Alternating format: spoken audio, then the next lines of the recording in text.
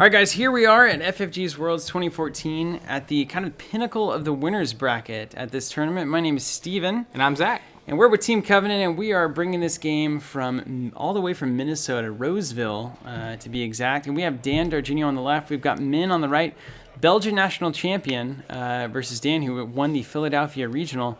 Both players well vetted, and Dan opening up with Hedge Fund and a double ice. Pretty classic opening. It's the classic opening. It has been there from the very beginning, ever since we cracked open our core sets. Has that play been kind of what you're looking for? And I wonder if Minh's going to answer here. Now, the thing about Andy, of course, is all of your economy, all of your breakers, everything is just like in your hand from the start of the game. 9 cards, it just doesn't seem like much. 4 extra cards, but I mean, when you consider that you would have to draw those cards during the course of a normal game, it actually adds up to a pretty decent amount of action economy if you can play them out first turn. And we already see 2 sure gambles hit the table, a fairy and a data sucker. So not an awful start. You know, the math behind it: 9 out of 45 cards with a mulligan. You get 2 shots at that. The odds of you seeing economy plus some of the breakers is just phenomenally high. I mean, I can't even imagine a bad hand out of Andy. Like, I just have never even seen it. Like, we were always like, oh, look at Andy dropping all this cool. It's like, yeah, I mean, of course. Very consistent. That's how it happens, Yeah. unless you have bad cards in your deck, which I don't think Minh is really into those. And back Criminal's not into bad cards. That's what's up. No, definitely not. So, you know, sitting on 12 credits, Century Insurance, and then, of course, the data sucker that's going to build throughout this game is pretty impressive. Dan just gaining credits for his turn. A lot of times players just really averse to that kind of a turn where it's just like you feel like you've wasted time or you don't have the cards that you need if you're clicking for credits. But Dan's saying, you know what, it's fine. I just need money right now. Replicating is also not the most normal of corps. It's so different, and I like it a lot because it's kind of just classic Netrunner. It's Netrunner at its finest. It's all about developing servers and making things happen. We have Corroder coming in for Minh here. And interesting play against Jinteki always, because sometimes this barrier is just not really showing up in those Jinteki decks. But we actually happen to know that Dan is splashing Wraparound in this one in particular, so why not? Not a bad play. And finally, the Passport. So the suite is out. Entire suite is out. And there's a Count Siphon. Wow. Kind of a hint why he was playing the barrier breaker there. Yeah, this is... Man, I probably couldn't dream of a better opening play against Replicating. Just all right, impressive. Looks like he's going to get in. He's going to take the money. He's going to take and probably float the tags here. I think he's out of clicks. Yeah, looks like he's floating them up. So a clutch. I mean, the suite is established. You're sitting on 19 credits. With the suite established. With the suite established. Dan on 5 with only a couple pieces of Unrest Ice to his name. This is a great turn. We missed the data sucker counter there, but maybe Minh will pick that up later on. Got Jackson over here on Dan's side. Jackson makes it happen every time, and installing some more ice over the top of R&D. A nice preventative measure there. When the entire suite's out, things get a little bit different as the corp. Hard to decide exactly where to go. There's John Massinori. And it's interesting here because Dan has a face down in archives, and Replicating makes Jackson so good. Oh, so good. Because you don't need to protect him. You know, Minh's going to have to make a central server run first and then run Jackson and spend the credits to do it. So it's typically not, I mean, it's hard. You can't just leave him, but it's also not typically worth it. That's kind of what Replicating does. You can't do anything, but you have to do it, every time. So looks like we see the advanced login protocol there. Oh, my goodness. The current of currents. Yeah, the card that and it looks like Minh did correct the data sucker token from earlier. It looks like that card, that current, Replicating was good and probably close to tier 1, but that card single-handedly, I think, more than anything I can think of, made this deck into the monster that it is that you're seeing right now. Dan revealing his hand with a celebrity gift, double actions for 7 credits net. We see Caprice and Ash in hand. And the Future Perfect. Future Perfect. Which may as well not even be there, because I don't know about all that. No one's gonna go try to fetch the Future Perfect. I mean, the odds are just so low of stealing it. Yeah, it's a 1 in 5 to see it, and then once you do see it, it's a 1 in 3 to steal it. Not the greatest odds. I'm not a mathematician, but I think that's pretty bad odds. It's somewhere in the 1 to 15 range. Minh looking really good though on his basically permanent setup here. All that he's lacking really right now is Desperado, and then maybe a permanent Sentry Breaker.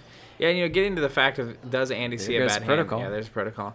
Probably the worst thing that can happen to Andy is not seeing Desperado. Yeah. But the worst thing is I don't have Desperado, but I have a full suite of Data Sucker and 20 money. Oh, that's horrible. And Masanori to draw it up, it's really solid. And Min, one of the only ones that at least I saw in these top tournaments running John Masanori. A lot of people thinking it's a little risky with the tag business and NEH. Those weird MBN decks that might be running tag punishment. We have Pup into Kamainu here, the R&D beauty. Do you just toss your hand? Do you ferry it? Or do you get rid of the ferry?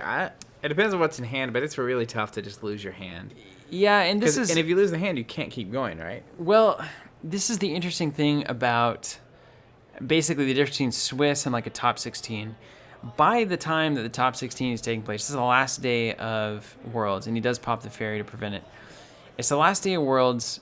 The likelihood of you knowing more or less what's in everyone else's deck, especially if you're like in a meta that's like paid attention during Swiss, is pretty good. And Min may know that Dan has no net damage in this deck. I mean, there's no snares, there's no feedals, there's no nothing. And so like playing against this deck in Swiss is terrifying because you have to stop.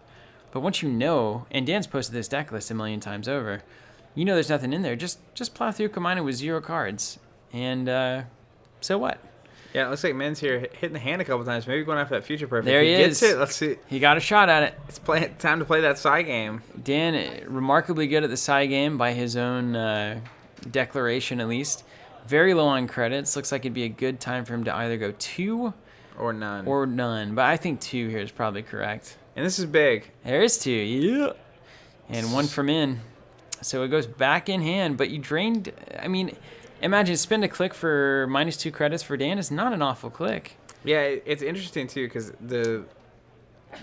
if he had scored that there, that also gets rid of the protocol. Oh, big score so there. So it would be huge, 3 points and getting rid of that, which would make the rest of Min's turns way easier. So that's a huge moment for Dan. Yeah, now that he's without Fairy, has a bit of a hole in the rig. HQ is a bit risky here, depending on what's in his hand. Any number of nasty sentries could come and bite him. So we'll have to keep an eye on that, and I don't know if he runs Mimic or what his answer is. Looks like a lot of agendas here in Dan's hand. I think I've seen 2 Nisei Mark IIs there. Yeah, he does have that Jackson, though. So he has an out. I think there they all go right there. Nisei is one of those cards in this deck, I feel like once it is scored, over. Game's just over. Seriously, there are 3. There's the Astra script for NBN, there's Nisei, and then, I mean, even for like, Wayland, I think Atlas kind of has the similar effect where all of a sudden once you get your chances are just terribly low. So Min is going to go after things there, and the Jackson gets shuffled back in, or I'm sorry, at least the cards get shuffled back in from Jackson. Yeah. I think at least 2 Mark IIs in that pile, and something else. R&D relatively safe right now, unless Min does want to just pay 2 credits and go in with 0 cards. Which and dump the hand. It's even if you think you know that there's no net damage, it's like I think that's still pretty risky. Yeah. You don't know. Even if someone has told you, Dan could have told you the day before what he was running his deck. There's just no way of really knowing 100% until you cross that line, and you do, and then you die, and then it's like, well, that was fun. Oops. All right, gonna run the hand again, Dan. Running Dan the hand hasn't again. been rezzing that. We got a Data Sucker token. Let's get a John Mass trigger. Yeah, I think we've missed that a few times actually. Sees the Eli, and then plays out security testing. Dan pulls up another card, mandatory draw. And now Min, security testing okay. Would like to see Desperado really is kind of the final piece here. Absolutely. And Dan's going to ice up Archives here, kind of completing the circle for replicating to make it just tough. Now, I'm really expecting to see Dan start installing, actual things in servers here. He's going to start building that remote eventually. You really do want to take care of those centrals first. This is a pretty slow deck. It's going to make things happen as it needs to. But it's not in a rush, unlike, and that's kind of where the meta was split so hard into, is the NEH, just the fastest deck in the world, and replicating maybe the slowest. So it's hard to play against both. With, potentially, I don't know what's in Dan's deck, but 3 Future Perfects and 3 NAPDs. I think that's a good start. You're not, and with the taxing, with the defense protocol, and it's like you're not in a rush to make this happen. No. You really aren't. No, and Dan has proven that time and again. I mean, he will just stick through really tough situations with this replicating deck. And it's amazing to watch. I think we'll probably get to see it if this is a long game. Whenever it just it's like grabbing at sand, really. Like you think you've got it, and then it's just all of a sudden you're like, what? Why am I losing? Like I was winning like a couple turns ago, and now I'm losing somehow, and I don't know why. Account siphon happens. HQ Ice does not get res. Dan is now broke. Yeah, I think Minh there used 2 actions, but I don't think he has to from the login because it's a right. Yeah, and there he goes. Back down to 1. Gets it back. Card effects do not count, so that's a bonus for Minh. That's a huge account siphon. And gets a John Master Trigger and a Data Sucker token. Getting 10 credits. Getting down to 0 credits here. That could be big. Yeah, it's insane. He's got. Is he floating those tags? I think, or did he drop them Hasta Pronto? There they go. Right there. I was gonna say I'm curious whether Dan still has that Future Perfect in hand. He may have pitched it with with both the marks earlier. Yeah, it's kind of worth fishing for, isn't it? Because he's only got a few in hand there. It looks like maybe 3. Yeah, with no money, you can't win that side game. You can't. It's very hard. Yeah, the side game's easy. And there goes the permanent Sentry Breaker and disabling Kamainu. Boy, you could not ask for better. I mean, you just... This is just the early pressure that I've not seen replicating take in a long time. And Minh gonna use it to punish R&D here. Kamainu not gaining any subroutines because it's bypassed before that happens. And so just really 2 credits to see a card off R&D. Seems okay. Not the exchange that Dan wants here in a replicating world. I mean, Minh's still having these 2 clicks for his first non-run event. It's true. And he gets a single access. So it's not horrible for Dan, but it's also not what you want. 0 money is, I think, the bigger issue here. I mean, it is a good point that, like, even at its worst, even with Kamainu, like, just doing nothing, it's still 2 clicks and 2 credits to see a card. Yeah. Like, I can't do that. I can't even do that at my best. To see a card that you may have to pay 4 to steal or play a side game. Unreal. Security testing goes to archives, as Minh has let us know. Still floating both the tags. That leaves Masanori and security testing up for trashing if Dan Dan didn't have money, though. Has the money and wants to try for it in either this turn or next turn or later down the road. Sometimes those tags just get forgotten, and then all of a sudden you're losing your stuff. Running archives for those 2 credits. It's going to cost him 2, and it's not nearly as good. Not nearly as good without Desperado. That's really, you may as well just click for credits there. But you do get the Masanori and the Data Sucker, so it's better. Does he not get to see the face down in archives? No, yeah. Security testing replaces the access, which we saw Elad learn that one the hard way a couple games back. That was really rough. Accidentally left security testing trigger up, went for a big remote play, and then just had to take 2 credits instead of accessing that agenda. Ouch. Really a bummer. And there's the Desperado. That's pretty much the last piece of this puzzle. So now it's fully just set up, and there's a Future Perfect. So now Dan again in kind of dire straits. Does he go 2 again? Does he go 0? Does he go 1? Boy, this is a hard one. Probably go 0. Man, 0 each. All right. Minh's going to take 3 points and get rid of the current. Jesus. Dan's got to feel down about this. Look at him go. And now sitting back, hedge fund, and really just gaining money. Back over. That's going to seed tempo back to Minh. If he can get a few more points here, man, that is just ludicrous. Security testing goes to archives. All ice is now live due to Dan's credit pool, so Minh has to be a little bit more careful than usual. But he spends less clicks these days. Less clicks, and the only real thing that he wants right now is a little bit more money. And is it worth risking that archives ice to go get it? That's really the question I think that he's got to be asking himself. I mean, I think it probably is. You're going to force Dan to res. Gains the credit the hard way. And sure gamble. All right, well. Now I think it really would be... The FEM's going to keep you safe from anything real brutal. Going into R&D, that's another decent way to just get a card, some cash, and see something. Not bad at all. And boom, there's the Wow, NAPD. we're at 7, baby. Men's at 7. Are you kidding? This is crazy. I've never seen this onslaught. Men at 5 points. You say 7 earlier? That wins the game. At 5. may as well be 7. 5 points. He's at 7. It would be crazy if he was at 7. We'd be done. We'd be out of here. We'd be out of here. See you guys later. 4-point agenda. See ya. Men on 5 points got what? Infinity data sucker tokens. All the data sucker Still tokens. has 2 tags. Has the full setup. Security testing. Desperado Masanori has the full rig. No remote server to speak of on Dan's end. A Komainu that's doing nothing. Really, the only ice to speak of is Pup for this entire game. I just don't know how Dan wins this game. Ugh. Looks like he's trying to start here by getting rid of both those resources. Yeah, I just trashed them both. And floating those tags. What a hard thing to do whenever you're, it's 2 credits to get into R&D, and you've been struggling with money all game, and to just spend 4 to trash those resources. What a forward-thinking move. He's going to be on the back foot here, but if he can make it out of these next couple turns, that's going to pay off for him. Minh gains a credit the hard way, and he's going to take, looks like, some damage from Pup instead of spending money. May take both so that he can buy NAPD. Yep, so he's going to take both, gain a credit for Desperado, and sees nothing. So could have stolen NAPD there for game. That would have been it. Crazy. Could have seen Nisei Mark II. I mean, there's just any access right now is just super nail-biting. And going to draw some cards. Back over to Dan. Looks like a celebrity gift. Plays it immediately. Exactly what he wanted. Sees a bunch of ice and an ash in hand. Gains his 7 credits.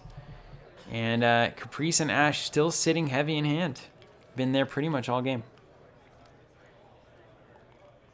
All right, he's going to install over. Get rid of that Fem counter. Finally, Komainu gets chucked. Pup now having a friend on the server that's actually doing something.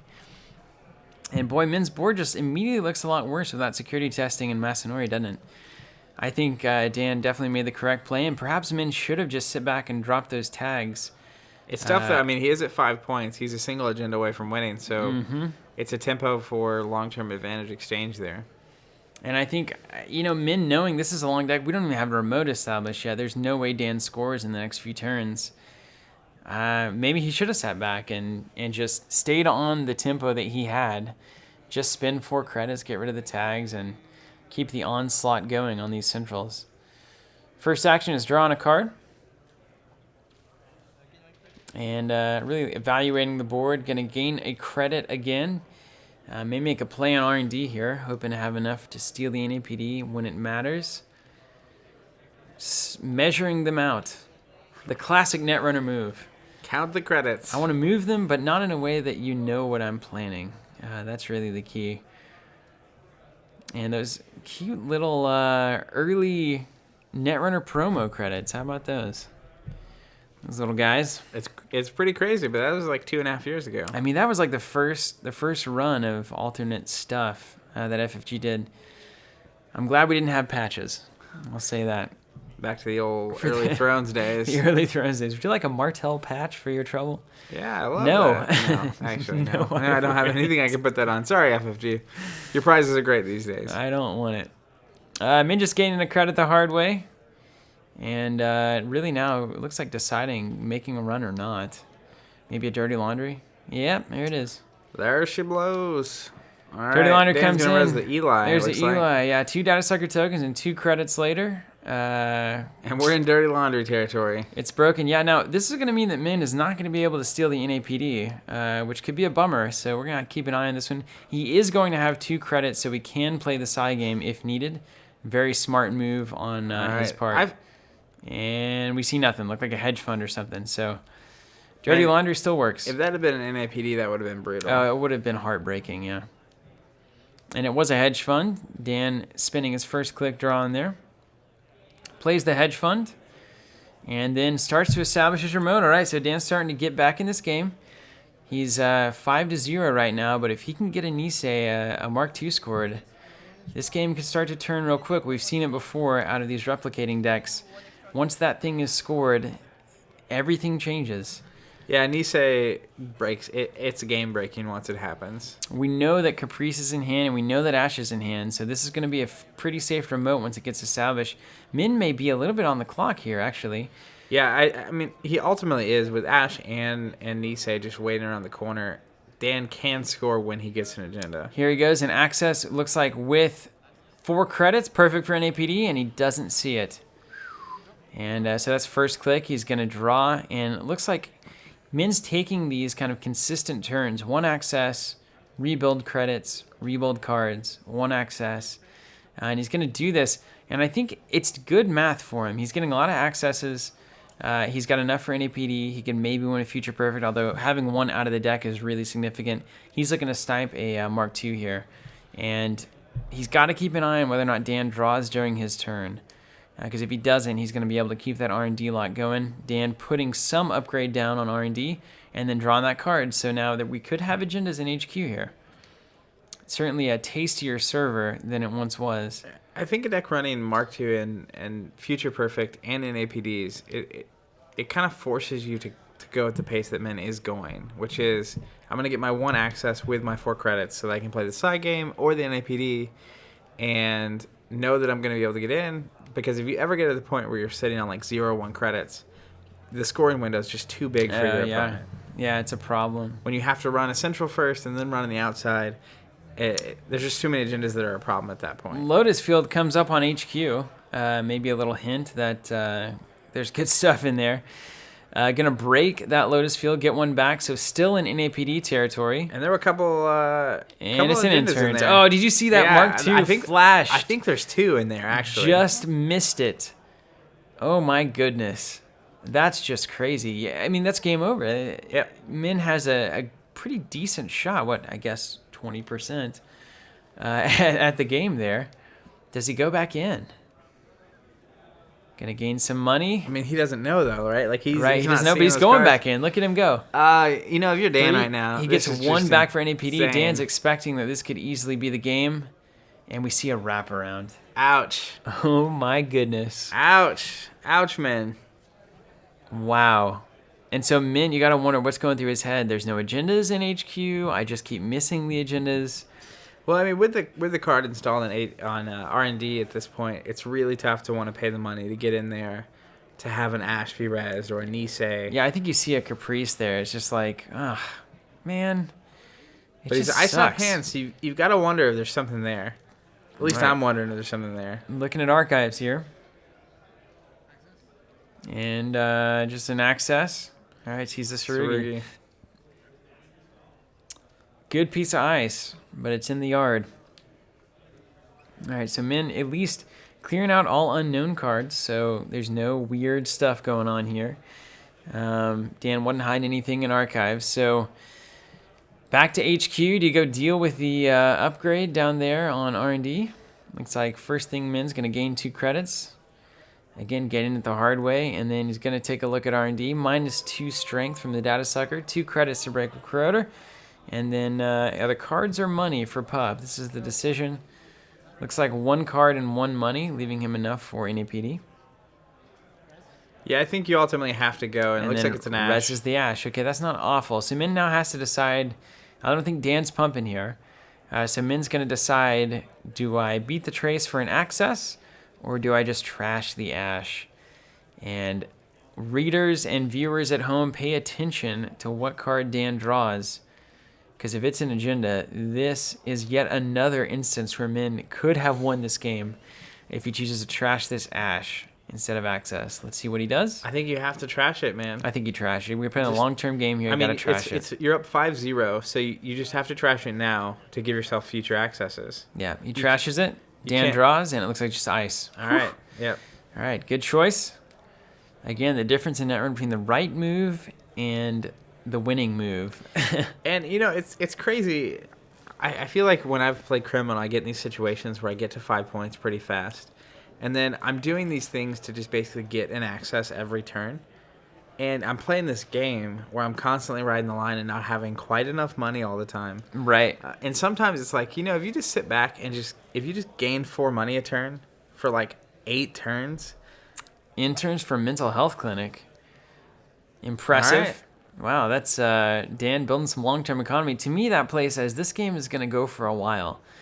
Dan is planning on this thing to last a bit because, I think he has to have it last a bit. I mean, spending 2 clicks to install a clinic, not terribly impressive unless it's going to last at least 4 or 5 turns, maybe 6, 7. Then it's actually going to pay off. Min taking a look at R&D again. And we see a card. How many credits do they have? 2 credits. He's a Jackson Howard. Ouch. So goes in without NAPD insurance that time. That was a bit risky. Dan forgets to res the clinic and must leave it face down because he already drew his mandatory card. So a real bummer for Dan. Oh, and look, Future Perfect, top of the deck, right after that card. Wow. Sundew comes into play. So Dan finally getting his econ rolling. Is it going to be fast enough to get him out of this game? Sunday is kind of like the magic of this day. It's like it makes things happen. It's the grease in the engine. Mm-hmm.